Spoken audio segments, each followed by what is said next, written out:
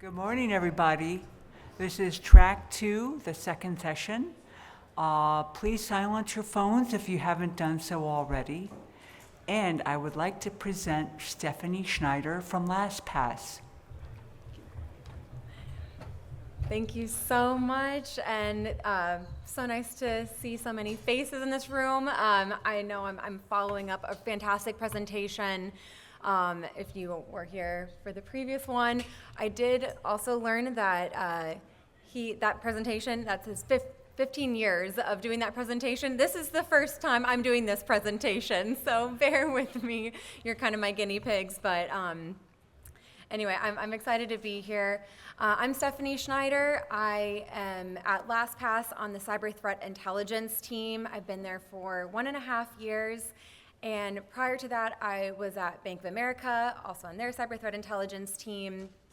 And if you just can't get enough of me and want to hear more about some of what we talk about today, I'm also adding to my resume. Most recently, I'm also a co-host for the Fishbowl podcast, not the jam band, but we do talk about cyber threat issues of the day and pop around to different regions. So I wanted to give myself a plug there. So a little bit about me. My background is probably not the traditional one that many of you have. I actually came into cyber security through an international affairs background. So if you asked me 10 years ago if I would be in cybersecurity, I would have probably thought you were crazy. I saw myself doing something like with the State Department, diplomacy, something like that. But in my master's program at George Washington University, I started getting really interested in cybersecurity, looking at Russian hybrid warfare. And this was in 2017. I decided to do a deeper dive into Russian hybrid warfare, and that fast forward to where we are today with the active conflict in Russia and Ukraine. I'd like to think that I was a little bit ahead of the curve in identifying and recognizing that as a threat, and that kind of introduced me to more of the world of cybersecurity, and I ended up finding the niche of cyber threat intelligence, which looks a lot at geopolitical influences, which I'll get into in just a little bit. So in this presentation, I wanted to combine 3 of the things that I love talking about, which are geopolitical drivers, nation-state actors, and the credential threat landscape, to really look at this question of what is the relationship between geopolitics and credential-based threats. And because we hear about credentials being stolen more and more, it's such a common attack vector. And so I wanted to take a look at what is this intersection here, and what can we kind of tease out. And I'm not going to make you wait till the very end for my bluff, so hopefully I don't have people walk out if you're like, oh, she already gave us the ending. But I thought the best method to understand this question was really to apply a cyber threat intelligence lens. And really what I found was that geopolitical tensions are a significant and escalating driver behind the surge and evolution of credential-based cyber attacks. And as we see these global power dynamics shift and conflicts intensify, there's so many currently that we can point to as examples, which we will definitely do throughout the presentation. We see that nation-state actors and their proxies increasingly leverage compromised credentials as a primary vector to achieve their strategic objectives, and ranging from espionage, collecting information to make decisions and insights, intellectual property theft, targeting critical infrastructure, disrupting that, influence operations, you name it. And so we'll just dive right in. So first, kind of a level set of what is cyber threat intelligence. Why are we even talking about this at a security conference where we don't have a national security focus, right? But I think CTI is really a powerful lens for businesses and governments as well to understand geopolitical tensions. They really help us understand how geopolitical tensions drive credential-based attacks by revealing the motives, the methods, the timing of threat actors that are aligned with national interests. And one thing that you'll see is that attacks in cyber often spike during political conflicts, and they target sensitive accounts to gain strategic advantage. We also see that targets are strategic to whichever country and their priorities are. And so CTI really bridges this gap between raw technical data and the complex political realities that really drive cyber conflict. So CTI is comprised of, I like to think of it as 3 buckets. We have operational and tactical, which are the what and how. They're more in the weeds, responding to attacks, passing actionable insights to defenders. And then strategic is this additional layer where it's a little bit more sophisticated, right? It's the why and looking ahead at what's next. So this is looking at threat actors' motivations, understanding their intentions, why are they targeting this and why now, their capabilities. And geopolitics is really a big piece of this puzzle. Like I mentioned, it reveals strategic intent. So, for instance, attacks that we see on energy grids or against defense contractors can reflect those broader strategic goals. And we can also use it for strategic forecasting. So by monitoring shifts in tactics or targeting, we see what's changing by having a baseline established. CTI can also help forecast emerging geopolitical flashpoints or shifts in alliances, how groups are evolving, often in response to geopolitical pressures.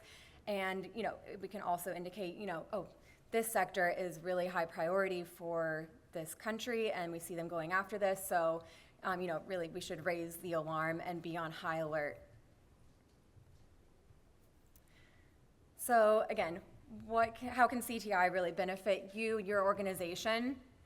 It can be a tool to make informed decisions. So you're not just acting blindly, throwing darts at a board and see what works. It helps you, organizations, take preemptive action to hopefully stay left of boom, so you're not caught short-sighted and kind of flat-footed. And we do this by, really creating products to kind of package this information to pass to leadership so that they can make informed decisions that affect and protect the business. So things like threat assessments, country threat snapshots, annual threat assessment is something that I put together in my previous roles and currently to really help inform and summarize information that needs to that leaders need to know to make those decisions and hopefully have some foresight in their business decisions that they make. One example from my experience that I was involved in from the intelligence perspective was I was a Russia analyst at Bank of America when the Russian war in Ukraine broke out. And very quickly, I was kind of put in the hot seat a little bit. All of a sudden, people were very interested in what is Russia doing, and all these questions came swirling in. And it was really an interesting experience to all of a sudden get all of these questions. But when it's something that I've been monitoring for years, and so I had a really good understanding of Russia's, what are their capabilities? What are the things that they care about? And so when this happened, this war broke out, we had those early indicators and warnings with the troop buildup along the border. And there were several things that we were monitoring and tracking and reporting up as part of our regular cadence to leadership. So we provided that coverage of the early warning signs. And then once the conflict did break out, there were very real-world operational decisions that had to be made, and the information that I was able to provide did come into play. And for instance, we had operations and personnel in Russia. We had to determine, what to do with them. Are we going to keep them? Are we going to move them?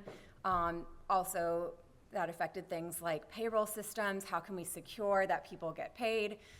So all those little business decisions that are so crucial and critical, all of a sudden it became very apparent this bridge between the CTI and informing these big business decisions. So similarly, we can use CTI to really predict threat activity and trends like attacks targeting credentials, looking at the methods, the sectors that they go after so that we're not caught flat-footed. So going back to this question, what is the relationship between geopolitical tensions and credential-based attacks? So as a CTI analyst, I noticed there seemed to be a growing trend in nation-state actors targeting credentials to bypass traditional security controls and maintain persistent access.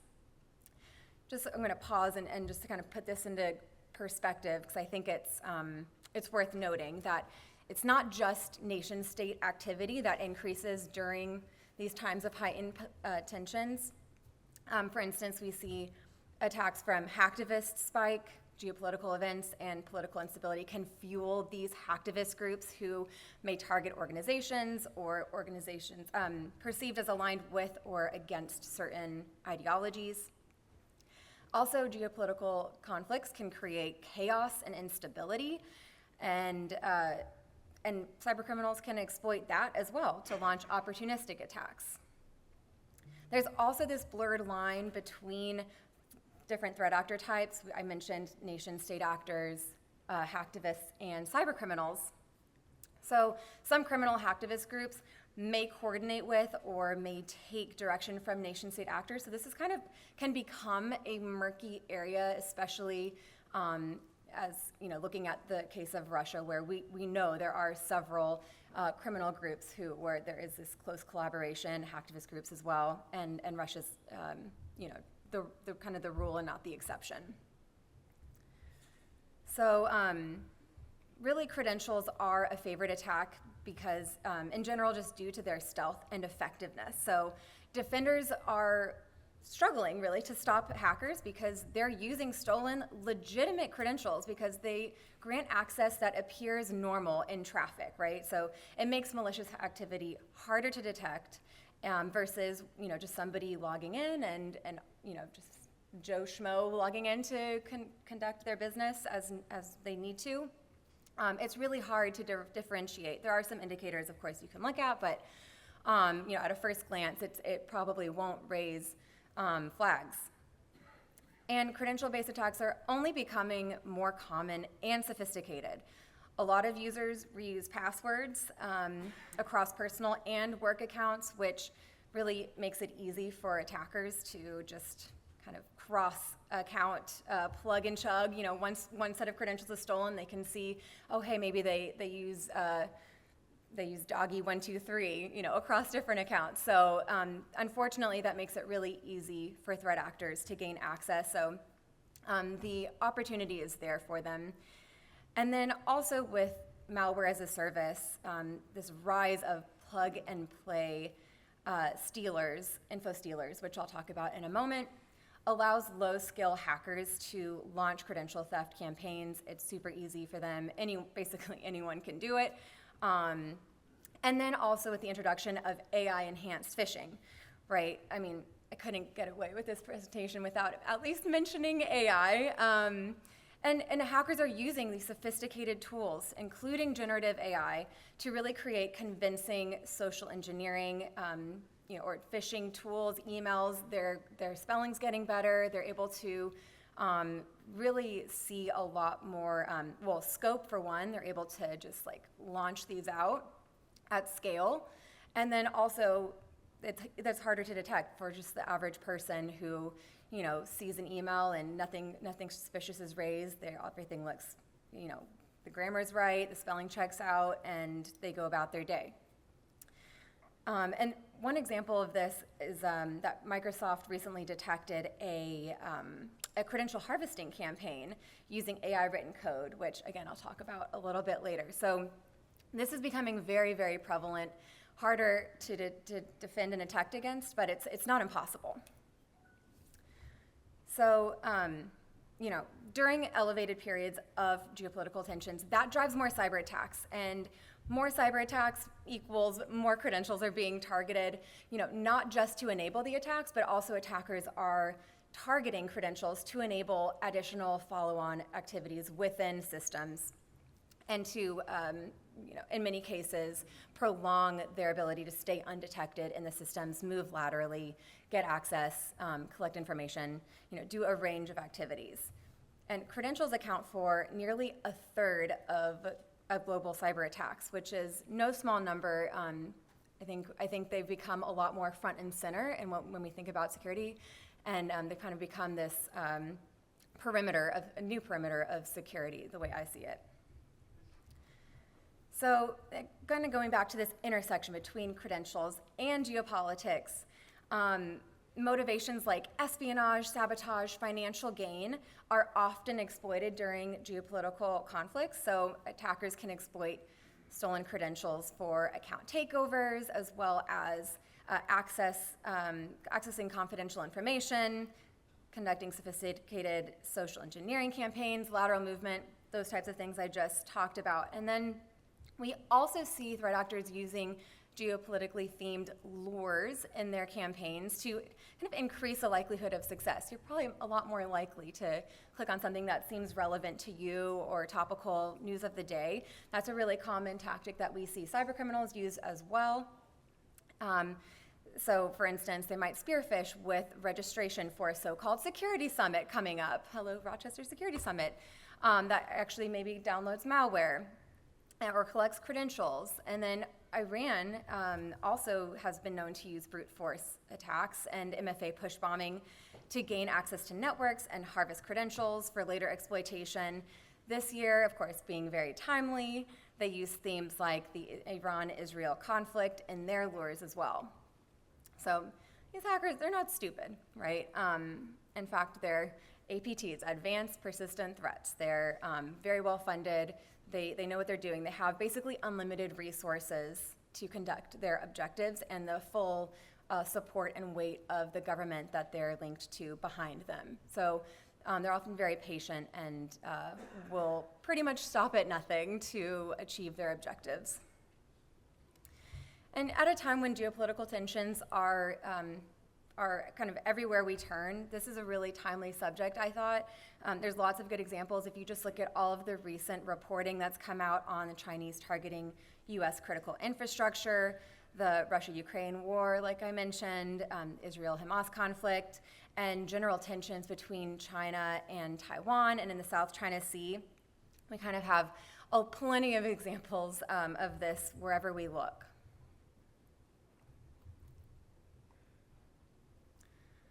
Cool. So I wanted to dive a little bit deeper into some of these elements of how geopolitical tensions really can contribute to that increase. What does this look like? And kind of reflecting this broader movement that we're seeing towards digital conflict as really an extension of international relations, right? It's kind of this newer territory, but it's one that's being shaped as we speak and creating new norms of engagement and just constantly changing. So it's really an interesting and very exciting space. And one of the things that we see is cyber warfare as an extension of geopolitics. So often, like I mentioned, these tensions lead to increased cyber warfare activity. They can target, critical infrastructure is a very common sector that's targeted. Government entities, business, and even like private businesses are targeted to gain strategic advantages, disrupt adversaries, things of that nature. And then, like I mentioned again, just to kind of highlight it again, credential attacks are a really preferred vector. A lot of state-sponsored and politically motivated attacks use stolen credentials to gain authorized systems to those targets that they want to gain access to. According to CISA, over 50% of attacks on government and critical infrastructure exploit valid credentials. So this is obviously a very large and relatively easy target to gain access to their systems. Why come up with something more challenging when something tried and true and very easy seems to still be effective? And then, of course, just looking at the motivation and opportunity of these groups, right?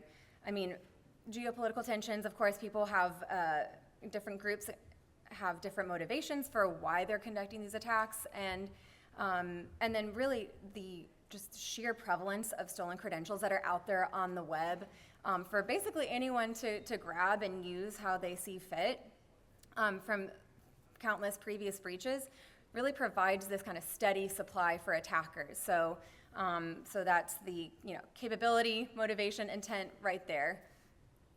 And then hybrid warfare, like I mentioned, this is something that got me into the world of cybersecurity, and we often see this kind of hybrid warfare or like a gray zone where it's not active fire, but it's certainly kind of like under this radar or under this like red line of the act of war.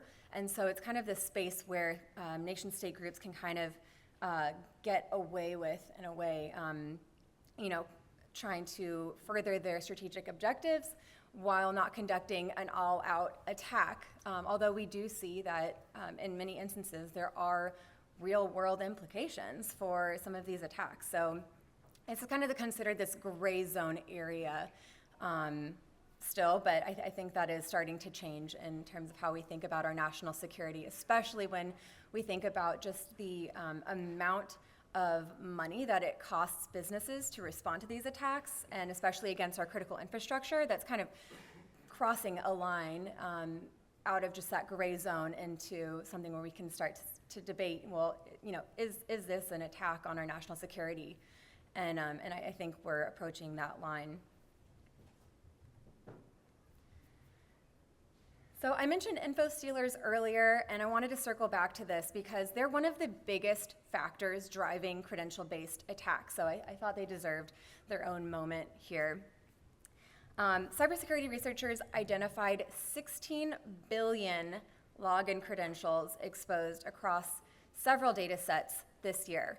Now, 16 billion's a really large number. I think that was very splashy in the headlines, but I wanted to unpack this really briefly because that 16 billion is probably not actually quite that high. This isn't a new data breach. It includes credentials stolen by info stealers or existing credential compilations sourced from previous data breaches or other sources, but it does highlight the sheer number of exposed credentials and the persistent threat from info stealers to individuals and organizations alike. Nation-state actors, along with other threat groups, really actively benefit from this vast and growing market from info stealer logs. And we see nation-state actors also increasingly deploy info stealers like Redline or Raccoon, which were originally used by cybercriminals, but they're adopting this as well to harvest credentials at scale and then repurpose them for espionage. So info stealers, for those who may not be as familiar, they extract credentials. Now they also are going after cookies, session tokens, because they have identified that this is also really valuable information to gain access to systems. And then they list them for sale on the dark web for super cheap. So it's really a cost-effective and efficient means to acquire valid credentials, enabling threat actors to gain initial access, in many cases bypassing MFA, if there's MFA enabled at all, conduct account takeovers, and facilitate other forms of cyber espionage and other malicious activities. Stolen data from info stealers can serve as that initial access point for more damaging attacks like ransomware or extortionware. Huntress put out a really interesting report and found that info stealers drove nearly a quarter of all cyber incidents last year, and about 100% year-over-year increase in info stealer detections, with small and medium-sized businesses hit the hardest due to traditionally these organizations have more limited resources. And the sheer volume of credentials available on the dark web makes them really an attractive resource for any actor seeking to expand their access and their capabilities. So while law enforcement has disrupted some activity, we saw the Luma info stealer takedown operation a few months ago. This threat isn't going anywhere anytime soon. In the case of the Luma takedown, those operators were able to get get kind of up and running again pretty quickly within days of this coordinated international, law enforcement takedown. And we've seen them not quite return to the levels that they were operating at before. Their market share in info stealer logs has, on like Russia market, for instance, has declined significantly, but we do see other groups emerging and shifts in that threat landscape. And this is something that we'll probably continue to see, but info stealers as a whole aren't going anywhere. And they'll probably also adapt to defensive security measures to remain effective and continue to fuel credential-based attacks. So how bad can credential attacks be? What damage can they inflict?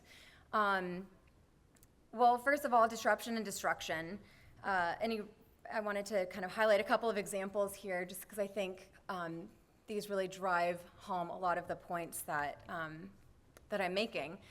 An Iran-affiliated and pro-Russian cyber actors, so they're hacktivist groups but have known links to the Iranian and Russian governments, gained access to and in some cases have manipulated critical U.S. industrial control systems in the food and agriculture, healthcare, and water and waste sectors.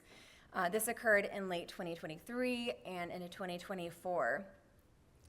The Iran-affiliated Cyber Avengers, great name by the way, compromised Israeli-made Unitronics programmable logic controllers in multiple U.S. entities, mostly water and wastewater. They defaced the touchscreens with an anti-Israel message. So this was during the flare-up of the conflict there. And then also, amidst the backdrop of the Russia-Ukraine conflict, we've seen a lot of pro-Russian hacktivist groups with either direct or fuzzy ties to the government going after countries who are, definitely Ukrainian entities, but also countries who are backing Ukraine in the war. And so we saw another pro-Russia hacktivist group compromise several water plants and claim to compromise 2 dairies in the U.S. So here we see, it's a great example, I think, of cyber spillover from, just because you're not directly involved in a conflict, these businesses are still kind of drawn in and affected in those ways. Also, critical infrastructure targeting is very common from these groups. These really highlight a potential public safety threat and an avenue for malicious cyber actors to cause physical harm and damage and deny critical services. Outdated software, poor password security, the use of default credentials, limited resources for system updates really render ICS devices vulnerable to compromise as they're commonly connected to corporate IT networks and increasingly to the internet. So this is another very common avenue and something that's less defended, and threat actors will take advantage of that. Another impact is espionage and data theft. So these attacks can enable financially motivated ransomware attacks, exfiltration or extortion, and more. And in one case, just looking at China, right? I mean, IP theft is a big part of what China does as part of its broader strategy to really accelerate its economic, technological, and military development. And they use credential theft to do this. There's many documented cases of this. And Australia actually recently put out a really interesting report. Australia faces a lot of attacks from China, but this report, doesn't go into that specifically. But just to kind of show how these financial costs, aren't just a classic government nation-state issue. It also impacts the private sector. Australia reported that it cost the country about $8 billion in U.S., split between the loss of IP and response costs. So that's the first kind of number report of its kind where we can really break down and tie the cost of IP theft to, hey, these are having real-world business impacts in our country. Also looking at financial gain, these threat actors are trying to probably make money or cause economic instability. I mean, I know in the case of North Korea, they're trying to get around sanctions. They're very interested in making money. That's why we see things like the North Korean IT workers going abroad and getting hired by US and other companies to make money for the regime. And so attacks on financial institutions and critical third-party providers can provide systemic risks to financial stability, and it can lead to financial losses, business disruption, and the erosion of public trust in institutions. Our adversaries want to see us weaker, and if that's the way that they're going to do it, then that's another avenue for them to, kind of pursue one of their potential strategic objectives. Some recent incidents like the Novitex crypto exchange breach really underscores the impact of credential-based attacks. And in this attack, an Israeli-linked hacktivist group, Predatory Sparrow, used Redline Stealer to compromise 2 employees' credentials. This attack led to an $81 million loss. And just to kind of prove that they weren't out to make the money in this case, they were just trying to make a statement. They burned the money in those wallets. So the strategic timing of this is really notable because the cyber attack occurred against the rising tensions and missile exchanges between Iran and Israel back in June of this year. And it's significant because it targeted a financial institution that was really critical to Iran's sanctions evasion and domestic crypto economy. And even, it just goes to show, I think, that crypto infrastructure has become a strategic target in modern cyber warfare as well. Cool. I'm going to pause there and take a sip of water. It's a lot of talking. All right, I wanted to highlight just a couple of case studies to kind of illustrate the point because this one I chose because I wanted to show an example where nation-state hackers are using both compromised credentials for initial access and then going after credentials once they've gained initial access to enable follow-on activity. So Chinese hackers frequently seek out credentials and they use them to try to maintain that long-term access, right? They're playing the long game. And especially with China, they're thinking 50, 100 years ahead. They're not thinking to the next presidential election, right? Like they're very far-sighted that way. And so, this also makes, by going after these credentials, it also makes it harder to kick them out of systems, and they know this. So one of these groups is, hello. Okay, skipped ahead. So one of these groups is Silk Typhoon, aka Hafnium. They're sponsored by the Chinese government.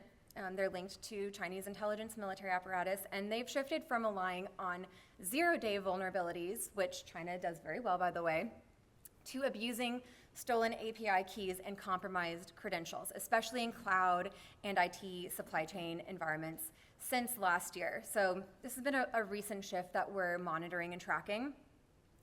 Their past focus on 0 days, they've been known for exploiting zero-day vulnerabilities in like Microsoft Exchange and VPN appliances to gain initial access. But now we're seeing them increasingly targeting remote management tools, and, cloud applications, as well as privileged access systems. They're now using stolen API keys, OAuth tokens, and compromised credentials to infiltrate networks and then move laterally across cloud and on-prem environments. So how do they exploit credentials? So they'll take stolen credentials exposed through public leaks, just like cyber criminals would, looking at dark web marketplaces, as well as GitHub repositories, compromised third-party services to conduct follow-on espionage attacks. And they also use low-noise techniques like password spraying and abusive inactive admin accounts. So think an account that hasn't been touched in years and probably nobody's paying attention to gain access to systems and then move around and do what they want to do once they've gained access. A lot of times we see an escalation of privileges, and so in this case, once they've gained access, Silk Typhoon manipulates service principals and OAuth apps with admin permissions to exfiltrate data from Microsoft 365 services like OneDrive, Microsoft, and email. And they also try to stay in the cloud. So they add their own passwords to existing applications with tenant-wide consent. So, and then allowing long-term access without detection. And they have those kind of more elevated privileges as well. Like this keynote speaker said at the beginning, email can be a really key treasure trove of information that they may be digging for. It can contain other credentials, other sensitive information related to business operations, also including like any major deals, mergers and acquisitions, things like that are coming up. So that can be really valuable for them to go after. And then, I think looking at here too, like China, the Silk Typhoon is going after these supply chain compromises because by targeting, in this instance, IT providers, cloud platforms, they can really compromise multiple organizations through a single breach. And they're also targeting sectors that closely align with Beijing's strategic goals in technology dominance, in economic growth, geopolitical influence. And by the way, they outline all of their kind of strategic initiatives and things that they want to focus on in their 5-year plans, which come out every 5 years, as the name suggests. And they really, if you want to look at what they find interesting and what sectors are probably going to be targeted next, they're soon meeting, I think later this month, to discuss and plan the next 5-year strategic plan. And those are published for anyone to see, so you can just Google that and have a read yourself if you're interested. For the second case study, this is an example where nation-state hackers are actually, just buying available credentials from existing Stealer logs. Russia is also known to conduct their own operations, InfoStealer operations as well. But they do also just, buy logs. Oftentimes you can buy them for as little as $10 and can really just do a lot of damage with that. And so here we see Void Blizzard leveraging credentials harvested by widely distributed InfoStealers like Redline, Raccoon, that are sold or leaked on underground forums. They also do password spraying, which is just taking advantage of weak passwords, and credential harvesting phishing emails. So none of these are very complicated or sophisticated, but effective. They also use credentials for cloud-based persistence and lateral movement.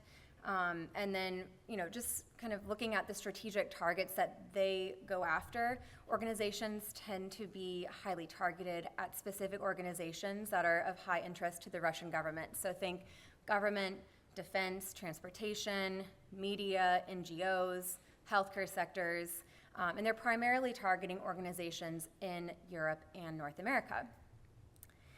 And Void Blizzard's operations really support Russian objectives by gathering intelligence on Western policy and defense, also undermining trust in public institutions. Like I said, our adversaries want to see us weak. That's a win for them.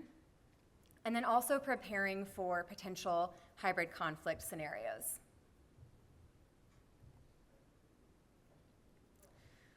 So, in conclusion, I found that through my research, the nexus between geopolitical tensions and credential-based attacks is really undeniable and just will continue to grow.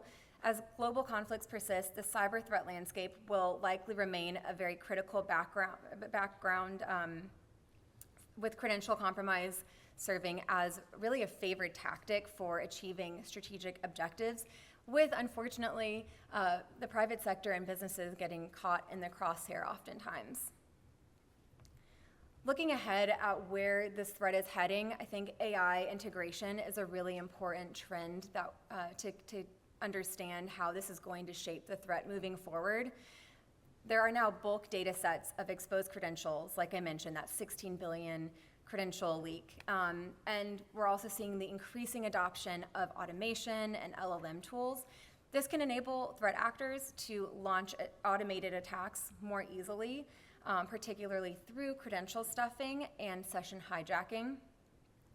And the sheer volume of this leaked data makes manual exploitation impractical. It takes a lot more time to go through, but attackers can really increase the speed of and the scale of their attacks with automated scripts and tools. We're already seeing this shift. And the use of LLMs can incorporate information from the leak and enhanced with open source searches of targeted individuals. So think an attack that's powered by an automated script, kind of collecting all your information from LinkedIn across your socials, any available information on the internet to create a more sophisticated, targeted spear phishing attack that really can be very highly personalized. So all of this makes the threat a lot scarier to look at down the road. And then, just looking at the global impact and collateral damage, I mentioned that, you're pretty much already a target. If your business handles sensitive data, if you support critical infrastructure or you connect to high-value clients, you are likely caught in the crosshairs. And, unfortunately, even if you're not a government agency, your business may serve one. And nation-state hackers often target IT providers, cloud platforms, logistics firms to reach more strategic downstream victims. So you might just be a stepping stone to reach their ultimate objectives. And then also, I think when we consider just the growing regulatory pressure that businesses have to contend with, governments are tightening cybersecurity laws and failing to protect against these advanced nation-state actors could lead to fines or loss of contracts. It's really hard to defend your organization against, a whole army, like the speaker earlier said. But I think there's a lot of things that can be done to make sure that you're not, the easiest fish to fry. So with that, I'll pause for any questions. Yes?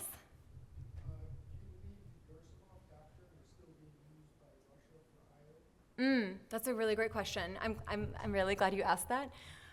Yes, I do, because we see a lot of, initially I think in the beginning of the conflict, we saw a lot of kind of these shock and awe tactics being used, and they were ultimately ineffective. I mean, I think the Russian government probably believed that they would be able to win that war pretty swiftly and decisively, and that's not the case. And so we've seen them shift back into more espionage and information operations. And so, yeah, I mean, that's something that they do very, very well. And so, yes, I don't see that hybrid warfare as a part of the Gerasimov doctrine to be really changing too much. I mean, I guess time will tell, but yeah, and they've been doing that, basically adhering to those principles more or less for many, many years, and yeah, I don't see them changing all that much. Yes. Two questions.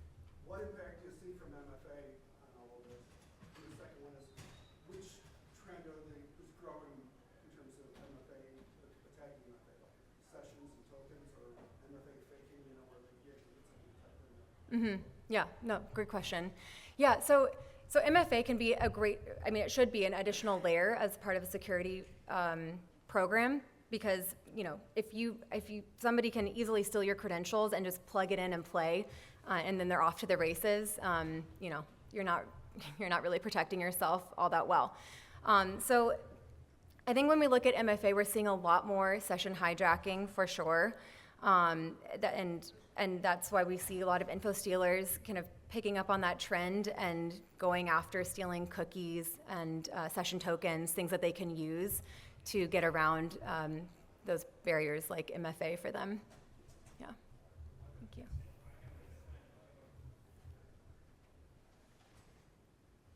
All right. one question I usually get is what countries should we be most worried about? And that is China. And that's really, I mean, they're our more technically advanced adversary. They have, again, unlimited resources, and we are in a, whether we know it or not, we are in an ongoing battle with them, you know, just technology-wise, staying on top of trends, and the amount of investment that they're putting into things like AI technology and other military capabilities is really concerning. So I'll kind of leave that as kind of scary thoughts to think about for the future, and something that keeps me up at night, for sure. All right. Well, thank you all so much. If you are interested in the slides, I know they'll be sent out afterwards, and thanks for joining.